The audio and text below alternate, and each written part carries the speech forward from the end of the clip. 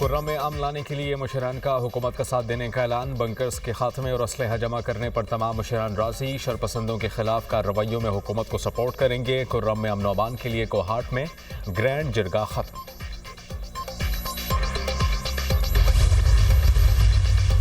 مراکش کشتی حادثے میں زندہ بچ جانے والوں کو وطن واپس لایا جائے گا۔ وزارت خارجہ 22 پاکستانیوں کی وطن واپسی کے لیے رابطہ کر رہی ہے۔ مراکش حکام کے ساتھ مکمل تحقیقات اور محتاط روابط کے بعد ان افراد کو پاکستان واپس بھیج دیا جائے گا۔ صاحب نے پھر دہرایا کہ ہم نے ایک دروازہ کھولا تھا مذاکرات کے ذریعے، ایک موقع دیا تھا اس نظام کو، اس تاریک نظام کو، اس جھوٹ اور فریب پر مبنی نظام کو کہ وہ اپنی درستگی کرے۔ اس لیے ہمارا بالکل واضح فیصلہ ہے کہ ہم کسی چوتھی نشست میں نہیں بیٹھیں گے۔ خان صاحب نے کہا کہ میری فی الفور ملاقات کرائی جائے مذاکراتی کمیٹی سے۔ بانی پی ٹی آئی کا 28 جنوری سے قبل مذاکراتی کمیٹی سے ملاقات کرانے کا مطالبہ۔ پی ٹی آئی کا ایک بار پھر 28 جنوری کی نشست میں بیٹھنے سے صاف انکار۔ مذاکراتی ٹیم سے بانی پی ٹی آئی ملنا چاہتے ہیں، ملاقات ہوتی ہے تو پھر شاید مذاکرات کا کوئی راستہ نکل آئے۔ مذاکراتی ٹیم کو بانی سے نہ ملنے دیا تو مذاکرات نہیں ہوں گے۔ بانی پی ٹی آئی نے فریب پر مبنی نظام کو ایک اور موقع دیا۔ عدالتی کمیشن نہ بنا تو مذاکرات میں شامل نہیں ہوں گے۔ ہمارے کوئی بیک ڈور مذاکرات نہیں ہو رہے۔ سلمان اکرم راجہ کی نیوز کانفرنس۔ ہم پر ظلم ہوا، پھر بھی بانی نے کہا بات چیت ہونی چاہیے۔ بدنیتی کی بنیاد پر مذاکرات میں بہانے کیے گئے۔ یہ نہیں چاہتے عوام 9 مئی کی حقیقت جانے۔ اب بھی وقت ہے، کمیشن بنا دیں، عوام ویلکم کریں گے۔ اس حکومت کا خمیازہ پاکستان بھگت رہا ہے۔ سینیٹر شبلی فراز۔ بڑی فراخ دلی سے ہم نے یہ شروع کر لیے تھے، نیک نیتی کے ساتھ بیٹھے تھے۔ ان کی طرف سے کچھ بھی نہیں ہوا، کوئی سٹیپ نہیں لیا گیا جو یہ شو کرتا ہے کہ ان کی نیت ہی نہیں ہے کوئی کمیشن بنانے کا۔ کمیشن نہیں بنتے جا رہا تو ہم حکومت کے ساتھ صرف ہائے ہلو اور فوٹو سیشن کے لیے تو نہیں بیٹھنا تھا۔ ہمارا مینڈیٹ جو چوری ہوا تھا۔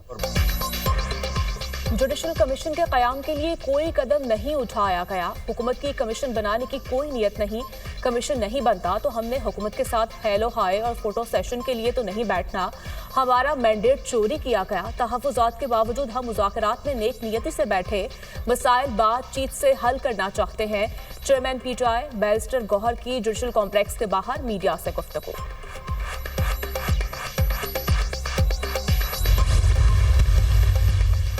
بانی پی ٹی آئی نے علی امین گنڈاپور کو پی ٹی آئی خیبر پختونخوا کی صدارت سے ہٹا دیا۔ جنید اکبر پی ٹی آئی خیبر پختونخوا کے صدر مقرر۔ جنید اکبر گزشتہ روز چیئرمین پبلک اکاؤنٹس کمیٹی منتخب ہوئے تھے۔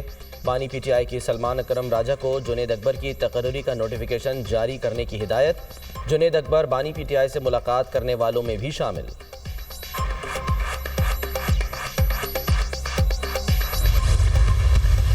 دنیا کی تاریخ کا سب سے بڑا سیاسی ڈاکو وہ خود نکلا جس نے 190 ملین پاؤنڈ جو 64 ارب روپے بنتے ہیں جو پاکستان کے خزانے میں جمع ہونے چاہیے تھے۔ ہر پی ٹی آئی کے ووٹر کا فرض ہے کہ وہ اپنے لیڈر کا گریبان پکڑے۔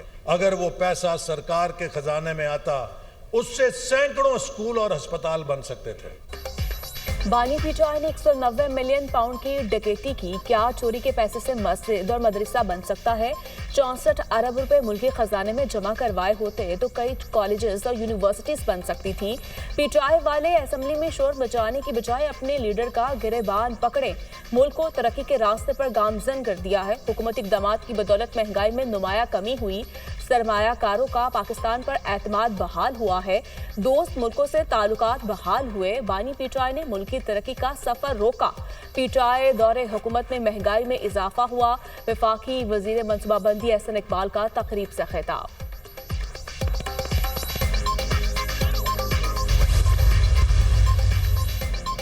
ضلع کرم میں امن لانے کے لیے مشران کا حکومت کا ساتھ دینے کا اعلان۔ بنکرز کے خاتمے اور اسلحہ جمع کرنے پر تمام مشران راضی۔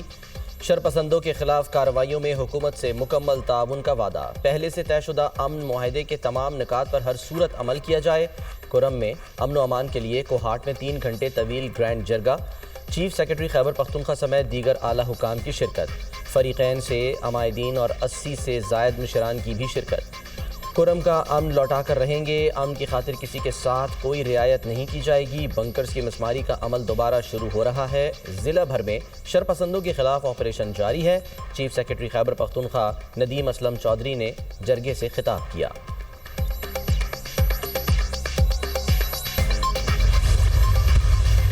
اس میں تو کوئی شک نہیں ہے کہ گزشتہ 2 دہائیوں سے ہمارے جو قبائلی علاقہ جات ہیں وہاں پر عام آدمی کی زندگی کا چین ختم ہو چکا ہے۔ جو علاقے ہمارے کسی زمانے میں امن کے گہوارے تھے اور امن بطور مثال پیش کیا جاتا تھا، آج وہاں سے وحشت لگتی ہے۔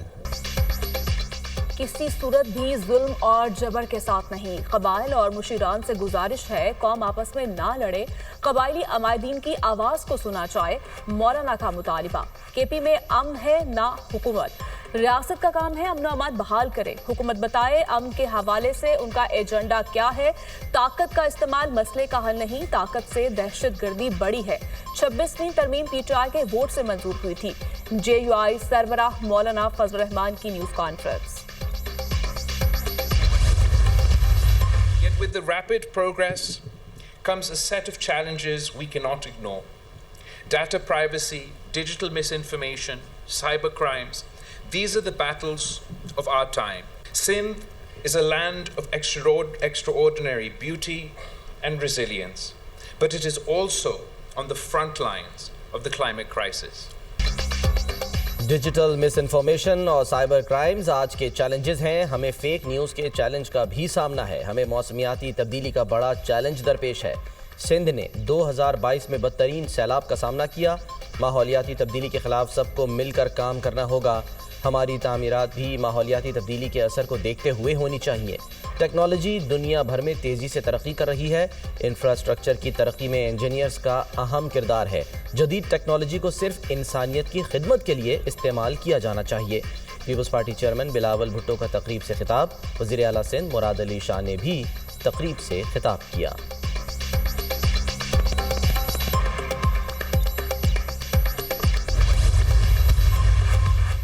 پیکا ایکٹ پر تمام سٹیک ہولڈر سے مشاورت ہونی چاہیے تھی، ایسا قانون بنایا جاتا جس پر تمام فریقین متفق ہوتے، اتفاق کے بعد حکومت کی جانب سے جو چیز آتی وہ زیادہ بہتر اور اچھی ہوتی۔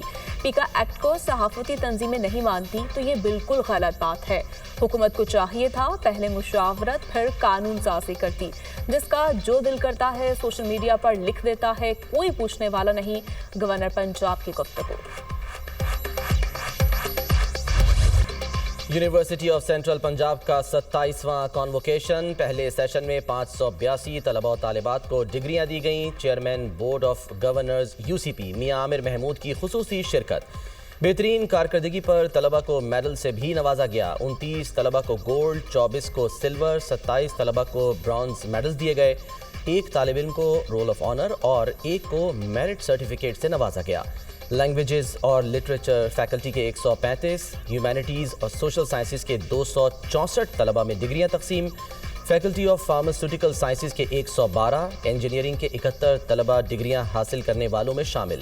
کانووکیشن کی 2 روزہ تقریبات میں مجموعی طور پر مختلف فیکلٹیز کے 2223 اسٹوڈنٹس کو ڈگریوں سے نوازا جائے گا، 251 طلباء کو میڈلز اور 23 کو PhD کی ڈگریاں دی جائیں گی۔ Chairman board of governors UCP میاں عامر محمود نے طلباء سے خطاب میں کہا، طلباء اپنی زندگی میں سچ کے ساتھ کھڑے رہیں اور مشکلات کا سامنا صبر کے ساتھ کریں۔ طلباء کے اسٹارٹ اپس کے لیے انٹرسٹ فری قرض فراہم کیا جائے گا۔ طلباء نے UCP کو بہترین تعلیمی ادارہ قرار دے دیا۔ کانووکیشن میں ڈپارٹمنٹس کے ہیڈز اور والدین کی بڑی تعداد میں شرکت۔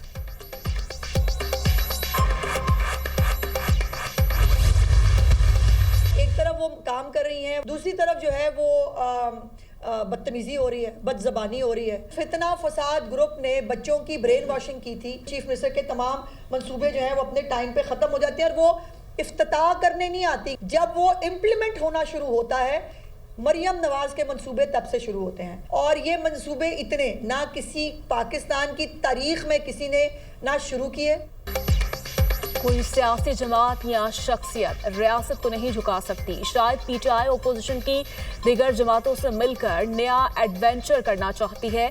बानी पीटीआई को 190 मिलियन पाउंड रेफरेंस में सजा हुई तो कोई एहतजाज के लिए नहीं निकला। फेक न्यूज के तदारुक के लिए सबको एक मौक़िफ़ पर आना होगा। पंजाब में खिदमत की सियासत हो रही है। तरक्की देखकर सियासी मुखालिफिन खौफज़दा हैं। एक तरफ खिदमत की और दूसरी जानिब इंतशार की सियासत हो रही है। फितना फसाद ग्रुप ने बच्चों की ब्रेन वॉशिंग की। फितना पार्टी ने किसान कार्ड को अपनी सियासत के लिए इस्तेमाल किया। मरियम नवाज सिर्फ मंसूबों का इफ्तिताह नहीं, अमल भी करती हैं। इतने मंसूबे पाकिस्तान की तारीख में किसी ने शुरू नहीं किए। वज़ीर इत्तलात पंजाब अस्मा बुखारी की प्रेस कॉन्फ्रेंस।